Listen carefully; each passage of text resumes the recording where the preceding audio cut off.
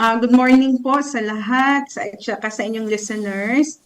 Ang ACES Field Producers Corporation po is 100% owned agri-food corporation ng ACDI Multipurpose Cooperative po. Ang ACDI ang pinakamalaking kooperatiba po sa Pilipinas. So ang ACES Field Producers Corporation is under the conglomerate company of ACDI MPC, the Prime Acers Holdings Corporation.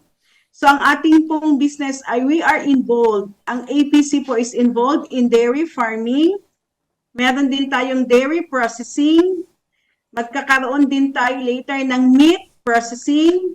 And meron din tayong expansion program into rice mill and rice production and rice milling po. Ang ating dairy farm at ang ating dairy plant ay matatagpuan po sa Ibaan, Batangas, ang ating farm, sa Barangay Munting Tubig, Ibaan, Batangas, and ang ating processing plant ay sa Barangay Calamyas, Ibaan, Batangas din po. So since nasa dairy farming po tayo, meron po tayong a total of 976 cows na nandito po sa Ibaan, Batangas. So, 976 po na cows, meron tayo dyan ang milking cow, na yan po ang pinoproduce nating dairy products. So, since meron tayong milking cow, nagpo-produce po siya ng dairy fresh milk. So, yun ang sinasabi po ng ating gatas ay fresh milk talaga. Galing po sa ating farm mismo, sa ating dairy cows na minimilk po. So we produce a total of 2,562 liters per day of raw milk and pinapasteurize po natin yan para magkaroon po tayo ng ating pasteurized fresh milk. Yung nakikita po natin sa screen, meron din po tayong mga flavored milk, meron din po tayong sterilized milk for the school-based feeding program. Meron din tayong ibang products po like meron tayong mga cheese at meron din tayong ice cream. So, marami po tayong pinoproduce na product out of our fresh milk from our farm po. Okay, alam mo, GM, ang isa lang sa gusto kong ipagmalaki dito sa APC natin ay nababawasan yung ating importation ng gatas. Tama po diba, kung tayo ay, dapat tayo mga Pilipino ay maging proud tayo na unti-unti na tayong tumatayo sa pagpuproduce ng sarili nating mga gatas. At yung gatas na puproduce nila GM ngayon ay ginagamit na rin sa milk feeding program ng ilang government agency. Tama ba yun, President Glenda, na yung napoproduce natin na milk ngayon ay ginagamit na rin sa milk feeding program at anong particular na government agency ang gumagamit nito? Kasi ang kagan dito, GM, first talaga yung milk gatas, natin, gatas, from the farm ng APC, nadi-deliver ka agad natin doon sa planta, and then pag galing sa planta, diretso na kaagad doon sa mga feeding program areas. Feeding program areas. Galing sa ibang bansa na ang dami pang dadaanan yan at baka ilang buwan na yan bago dumating doon sa feeding program. Masim na yung paglabas ng customs. Yan ang minsan nagiging problema natin eh. So, Pres Glenda, baka ikaw na magpaliwanag? Yes po, tama po kayo, sir. So tayo po, ang ACES Field Producers Corporation is one of the major suppliers po ng DSWD at DepEd sa kanilang program po na school-based milk feeding program for DepEd at saka supplemental feeding program for DSWD. So in fact, sir, ang ating pinapainom na milk po sa ating mga school-based feeding programs are from NCR. Tayo po isa sa major supplier ng NCR. Sa Region 4A, dito po sa Cavite, Batangas, Laguna, Rizal, Quezon. Nagsusupply din po tayo sa Region 5, sa Bicol area. Sa Region 4B, tayo din po nagsusupply sa Mindoro area. And since meron na rin po tayong sterilized milk, tayo po nagsusupply ng sterilized milk sa mga along coastal areas po like Masbate po, yung sa Mindanao po na tawid dagat. Since sila po doon kailangan nila yung longer shelf life ng milk dahil po tawid dagat. So tayo po ay isang supplier na po doon. Well, dito po sa ECR at sa Region 4A, tayo po nagsusupply ng fresh pasteurized milk. Ibig sabihin po, yung ginagatas natin na baka, so yung everyday po, meron po tayong production ng milk, dinadala po sa planta, pinapasteurize po natin yun, at yun po mismo, fresh pasteurized milk, ang dinidistribute po natin sa ating mga bata, sa mga beneficiaries po ng school-based milk feeding program po. Ilang libo yung inyong mga baka at mga buffalo? Meron po tayong 976 po na cows, baka po na nandito sa Ibaan, Batangas, at meron din po tayong 364 buffaloes na nandoon po nakabase sa ating farm sa Nueva Ecija po. San Jose City, Nueva Ecija. Kumusta ang pagproseso ho nito? I mean, nung araw kasi hinahawakan mo yung breast nung baka, tapos hihilisin mo para lumabas ang gatas. Marami siguro kayong taong gumagawa nito o may mga makabagong makinarya na rin po tayong ginagamit ngayon? Meron po tayo, sir. In fact po, yung ating milking parlor dito sa ating Ibaan, Batangas is sourced from Afimilk, from Israel po yun. So automated po yung pagmimilk ng ating cows. So every day po, pag namimilk siya using the automated milking parlor, dinadala naman sa ating planta na automated din po ang pagpaprocess ng pasteurized milk. Ang ating equipment po sa ating plant ay sourced from brand new equipment from Thailand. Wow. So naka-automate po tayo. Wala po tayong hinahawakan, sir, na ina-avoid po natin yung manual to avoid contamination since very sensitive din kasi ang product natin at mini-maintain po natin yung hygiene or maayos ang proseso. That's why automated po lahat ang gamit natin. Parang dito sa no farm. human intervention, ganon. Yes po, lalo na po sa pa-process na po ng ating milk, yung pinapainom po natin sa ating mga school-based milk feeding program na beneficiaries, no human intervention po yung pagpaprocess ng milk up to bottling. Naka-automate po yan. Alam mo, GM, magkasama kami ni Karil. Pumunta kami dyan sa Ibaan. Napaka-high-tech ng kanilang equipment, So, nakita nyo napakalinis. Oh, pumunta kami. Hindi ako kasama, Alam mo, gano'n. matagal na. Matagal na.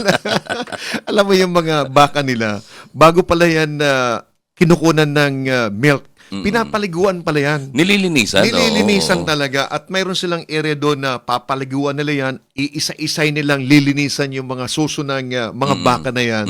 Kaya assured tayo, Bago nakasiguro ikabit yung tayo. mga pumping equipments. Nakasiguro tayo dyan, GM, na talagang malinis. Di kagaya yung mga gatas galing sa ibang bansa, hindi mo alam kung paano ginawa yan, di ba? No? Pero, Press Glenda, you were saying na kayo ay nakaka-produce ng 5,000 plus na litro ba to o liters of milk, of fresh milk? Is that what you're saying earlier? So hindi ba Yes, sir. nadi-drain o hindi ba nadi-dehydrate yung inyong mga baka? I mean, or may plano pa kayo magdagdag? Actually, sir, we are into full expansion of our dairy business, sir. In fact, in Claveria, Misamis Oriental, in Mindanao, nag-expand po tayo doon. So ngayon, sir, under construction po yung ating facilities for our dairy farm. And by next year, sir, we'll be importing a total of 1,600 cows from Australia. So 1,200 po dito ang ating dairy cows. So madami po tayong gatas na ma-produce by next year, sir, dahil po doon sa ating expansion program. And mag-venture din tayo into meat processing. So magkakaroon na tayo, sir, ng meat for our steak later on or ang ating mga products po natin. Sa ngayon ay covered din yung 30% ng supply ng gatas sa Pilipinas. So may 70% pa. In your expansion programs, gaano kalaki maidadagdag nito sa supply na inyong naibibigay na gatas sa contribution nito sa Pilipinas? Actually, sir, yung data talaga, ang Philippines talaga is 2% lang po yung locally produced na fresh milk. We rely so much on the importation of powdered milk or yung galing sa labas. That's why po, si ACDI po nag-venture dito so that we could help po. So ngayon, with our ating expansion program, sir, we are hopeful na with this, sir, at least maka 10% lang man sa Philippines na locally produced, na ang mga tao makatikim talaga ng fresh milk right from our backyard, na meron talaga tayong mga ginagatasang baka po. So, So yung ang pala target 30. naman po ng NDA, ang target lang naman ng NDA, sir, at least siguro yearly mag-i-improve na magkaroon muna tayo ng startup na 10% hanggang mag-improve tayo ang Philippines, sir, na magiging abot siguro later on ng mga 50% na hindi na tayo mag-rely doon sa importation. Okay. So nagkariringgan ako yung 30% pala ay sa feeding program. And the supply of milk sa Pilipinas nasa 2% lang ang ating local produce. So malaki sa tingin ho ninyo, may chance pang mapalaki pa ito. Ang plano ninyo, ang nakikita ninyo, magagawa natin nito at least 10%. So ibig sabihin, malaki pa ho ang pagkakataon na, or do you see na mayroon pang malaking chance na mas mapataas pa natin ang industriya ng dairy products dito po, yung locally produced na dairy products dito sa atin? Yes, sir, malaki po ang chance na magiging self-sustaining tayo, na we will produce our own. That's why po ito si ACDI, isa siya pong instrument na makatulong talaga ng malaki sa NDA at sa PCC na mapag-anuhan itong ating production. So sa pag-i-import po natin, sir, ng baka, ng dairy cows next year, ang objective lang po, hindi lang tayo mag-produce ng gatas na magkaroon ng dairy milk, but later on, we will be of help doon sa pag-disperse po ng mga milking cows, na pwede na rin, kami na rin mag-source na kung later on gusto ng mga farmers na magkaroon po ng dairy or ng mga baka, so sa amin pwede na rin po kami makatulong po doon sa dispersal project po ng government. Oh, so marami palang purpose yun. Palakpakan mo na dyan, GM. Oo. Hindi. Kasi ang APC pa lang ang nauna dyan eh. Sipin mo, napaka-ambitious nung mga programa, Mga mga programs plano nila, natin. Na talagang oo. ito ang tutulong, GM, Opo. doon sa sektor ng agrikultura. At alam ko, pag pakinggan ito ni Presidente, matutuwa. No? Magiging proud siya na dapat itong tularan na GM. Isang magandang ehemplo to actually, Chairman. Pero sa sitwasyon ho na ito, ano-ano bang mga dairy products ang atin pong naproduce? Aside from fresh milk at saka sterilized milk na nabanggit nyo na, what other dairy products do you produce? Plus, kumusta naman ang nutritional value po nito sa ating mga bata? Lalo na yung sa sir. feeding So, program. Yes po. Aside sa ating pagiging supplier po sa milk feeding program, we have also our own brand, yung sa APC, sir, na magiging commercial later on, yung ating ACES Farm Fresh. Yun po ang ating brand, ang ating product. So we are producing not only yung fresh pasteurized milk, but meron din tayong mga flavored milk po, like choco milk. Wow. We have melon milk, we have coffee milk, and meron din po tayong yogurt. Yun. So, meron tayong Actually, kanina ko pa iniisip yung yogurt na yan eh. Healthy. Patitikimin kita, partner, ng Opo. yogurt na galing sa APC mamaya. Bede, balagay ko. GM, oo, alam ko napakarami pa tayong pag-uusapan about sa APC. Kaya lang, sa totoo lang, si President Glenda, napakiusapan ko lang to. Meron siyang meeting pa ng 10:30. Kaya, okay lang ba yun? late Okay lang na ba ng sa 5 inyo, minutes. President Glenda, na sa mga susunod, kung may bakante ka pa this week, ay muli namin kayo maimbitan para maipakilala natin yung iba pang business lines ng APC na talagang may pagmamalaki natin sapagkat ito ang kinakailangan natin ng negosyo ngayon, especially sa pagpapasigla ng sektor ng agrikultura na itong hinang priority ni Presidente, Saka partner. sa tingin ko, mas mura ito sa kabuuan, sa nakararami, itong mga produkto ninyo. Nakakatulong pa sa ating mga manggagawang Pilipino. Opo. Tama So, yun. President Glenda, baka mayroon kayong mga gusto pang banggitin bago kayo mag-attend doon sa second meeting po ninyo.